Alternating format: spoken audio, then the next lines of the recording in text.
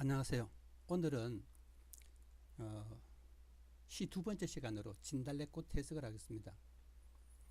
뭐 여기서 하는 해석은 기본적인 해석이지 예를 들어서 추로조라든가 몇원보 이런 식의 그 형식적인 것은 가능하면 다루지 않을 것입니다. 가장 기본적인 시를 어떻게 해석하는가 이 부분에 초점을 둘 것입니다. 물론 이러한 기본적인 그 시에 대한 해석을 하면은 시험에도 도움이 많이 되죠. 그래서 여러분들이 흔히 시험에서 놓치거나 시를 어떻게 읽지 하는 그런 분들을 위하여 강의를 하는 것입니다. 시험을 치는 학생들은 대부분 시를 먼저 보면 제목을 보는 게 좋습니다. 제목이 많은 것을 알려주죠. 여기서도 진달래꽃이라고 하는 순간 진달래꽃을 소재로 이 글을 쓴다는 것을 알 수 있습니다. 자, 그러면 시를 읽어보겠습니다.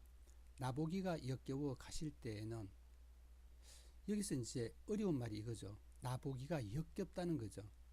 역겹다는 것은 사전적 의미는 역정이 나거나 속이 거슬리기 싫다 이런 뜻이에요.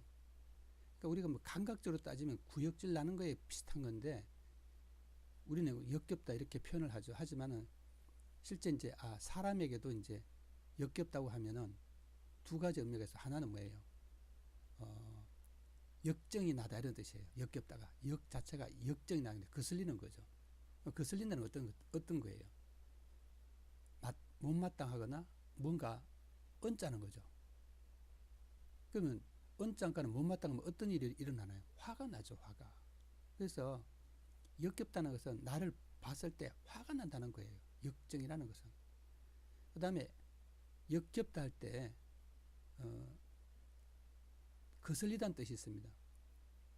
속이 거슬리다, 싫다. 그럼 거슬리다는 어떤 뜻이냐? 이것도 역시 언짢거나 못마땅한 것을 나타내는 말입니다. 거슬리다는 말 자체가. 그래서 실제로는 역겹다는 것은 이제 본질적으로 뒤에 어떤 거부감, 화남, 눈에 차지 않음 이런 것이 깔려 있죠. 여러분 만약에 사랑하거나 좋아하면 모든 것이 좋게 보이죠. 그런 것처럼 바꿔서 말하면 사랑하지 않으면 거슬릴 수 있다는 거죠. 자, 예를 들어서 이런 거죠. 여기서 사랑은 일반적인 사람한테 거슬린다는 뜻이 아니라 사랑했던 사람에게 마음에 안 들면은 거슬린다는 것이죠. 아마 사랑이 변질되었다고 볼 수 있겠죠. 자, 그래서 여기서 시의 기본은 뭐냐면 나보기가 역겨워 가실 때라는 가정적 상황이에요. 이건 현실이 아니에요. 가정적 상황인데 그건 미래죠. 어쩌면 올지도 모르는 그런 이야기를 하는 것이죠. 그래서 그럴 때 어떻게 하냐. 말없이 고이 보내드리우리다 라고 말하는 것이죠. 여기서 말없이 고이 보낸다는 것은 뭐예요? 님의 태도에 대해서 거부하지 않고 수용하게 되는 뜻이겠죠. 자, 이연을 볼까요? 영변의 약산 진달래꽃. 여러분, 영변은 평양 옆에 있는 곳이죠. 그 다음에 이제 약산은 평양 옆에 있는 한 200m 되는 산인데 실제로 진달래꽃이 굉장히 많이 피는 그런 이제 산이라고 이야기를 해요. 그쪽에 살았던 사람들의 이야기를 들어보면 그 평양에서 약산 쪽으로 소풍을 많이 갔다고 합니다. 물론 제가 들은 이야기는 그 월남한 그 할아버지한테 들은 이야기입니다. 그 다음에 영변의 약산 진달래꽃. 이 말은 이제 영변의 그 공간이 줄어들죠. 영변이란 큰 곳에서 그 약산, 그 다음에 진달래꽃. 이게 이제 가장 그 이미지가 축소되죠. 넓은 데서 약산 진달래꽃에서 축소되어서 이게 가장 이제 이미지가 응집됩니다. 응집.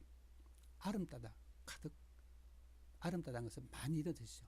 어떻게 보면 최선을 다해서 많이 따서 이런 뜻이죠. 아름다다.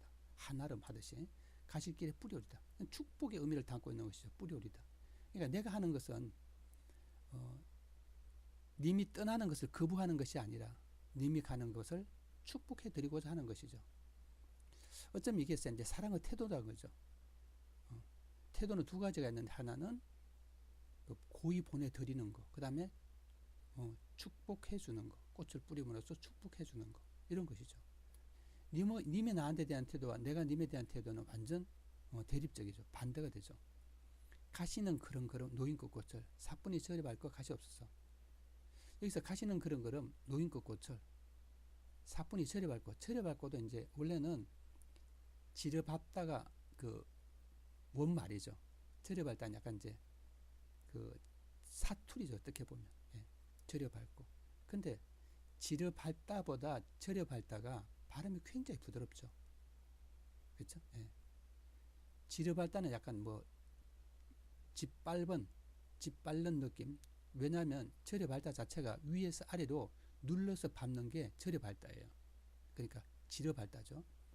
그러니까 저려밟다는 것은 사뿐히와 저려밟다는 아주 가벼운 느낌을 주는 것이죠. 그러니까 이 부분은 뭐냐면 님이 떠나감에 심리적 부담이 전혀 없이 떠나가는 그런 모습을 보여주는 것이죠. 그 다음 이것도 역시 뭐예요?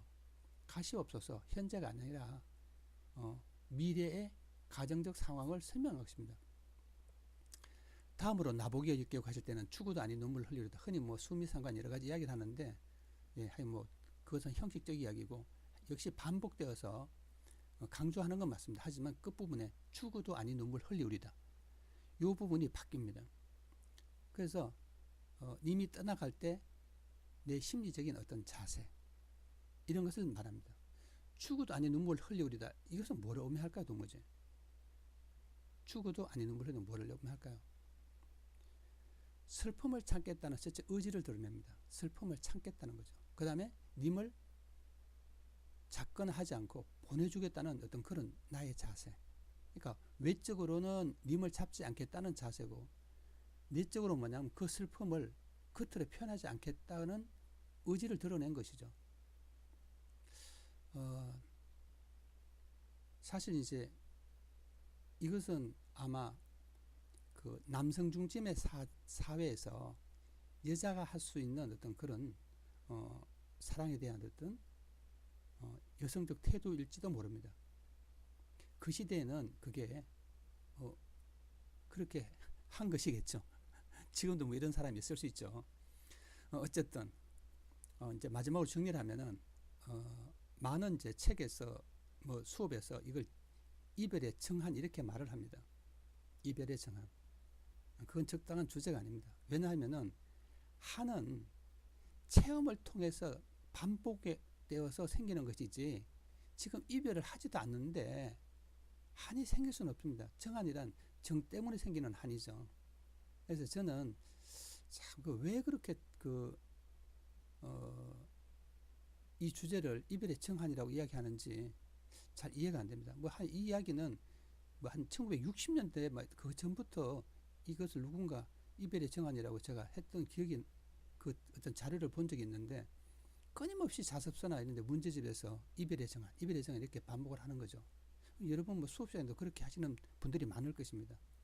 어쨌든 나는 전혀 여기에 동의하지 않고 이것은 이별의 정한이 아니라